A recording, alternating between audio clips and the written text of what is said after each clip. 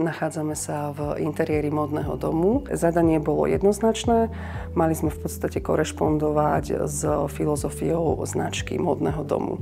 Používali sme vlastne materiály, ktoré v podstate korešpondujú s tou dámskou eleganciou. Pracovali sme vlastne s mramorom, ktorý má zlatú žilu. Ako akcenty sme vlastne doplňali rôzne zlaté prvky. Čo sa týka interiéru, tak veľmi dôležité bolo v podstate pri spracovaní celkového konceptu interiéru práve to jednakže materiálové naladenie, ale aj v podstate tá základná dispozícia.